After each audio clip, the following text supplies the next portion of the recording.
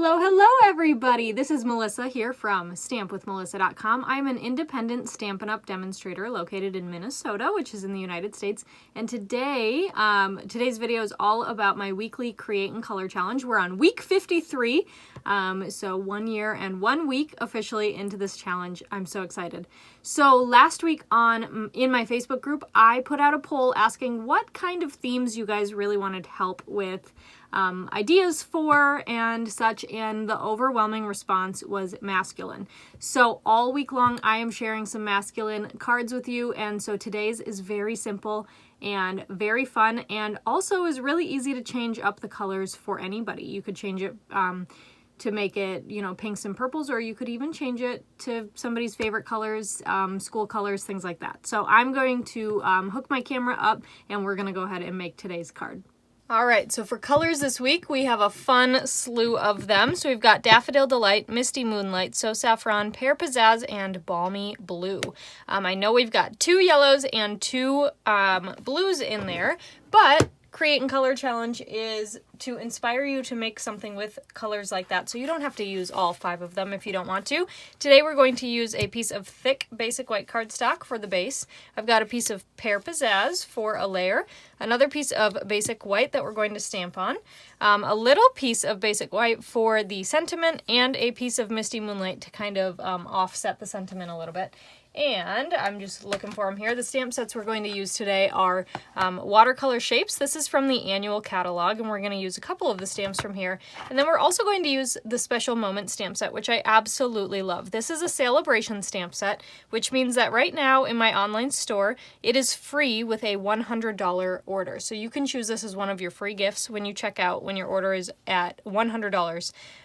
Super wonderful stamp set. I must have said wonderful because I read it right there.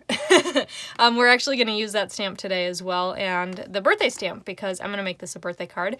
But it is such an amazing stamp set filled with so many greetings, so definitely you're going to want to add that to your craft room if you don't already have it.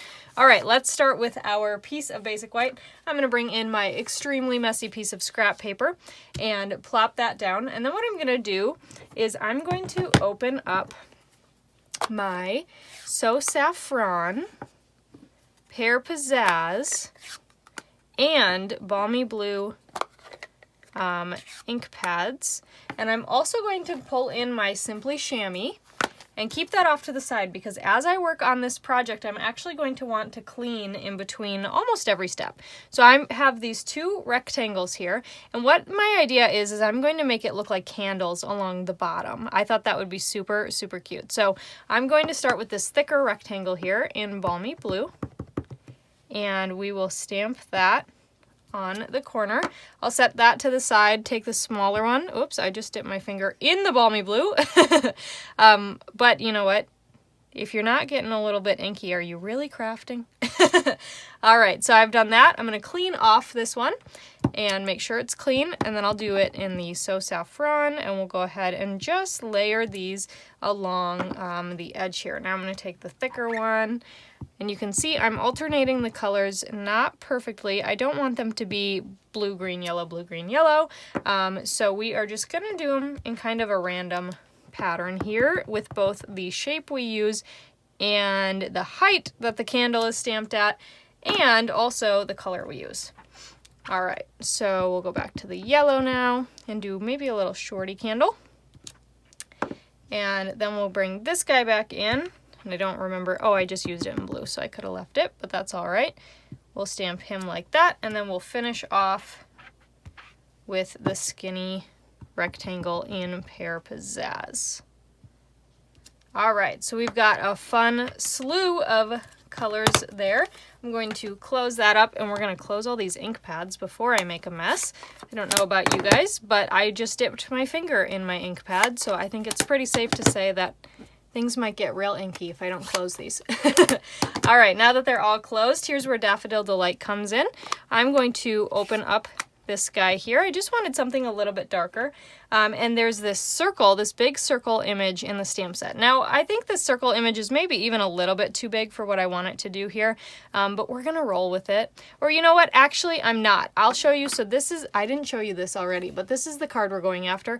And I just think those circle images are a little bit too big. So I think I'm actually gonna skip that circle and bring in this oval. And you can see here from my sample card, I've already I haven't cleaned it off, but I've already kind of played with this idea. So we're just gonna stamp a little bit of it into the Daffodil Delight, and then we're just gonna stamp it down on our basic white piece to make it look like the flames. So I thought that was kind of a cool way to show off those flames.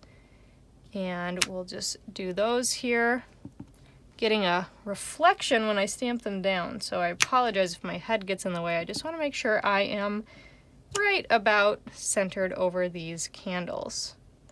And my flames are getting longer and longer, so I'm actually going to clean it off real quick off camera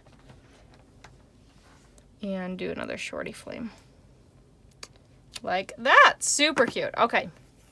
We'll close this guy up, and to finish up our stamping, I will bring in my little basic white scrap here and Misty Moonlight ink.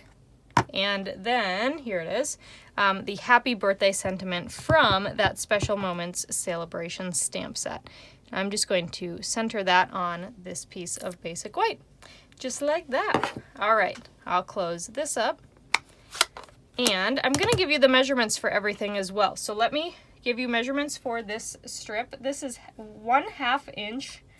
So 1/2 inch by 3 1/4.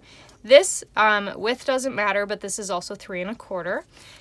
This guy right here is 5 1/8 by 3 7/8. This is 5 by 3 3/4, and then, you know, the card base is just your standard half of a piece of cardstock.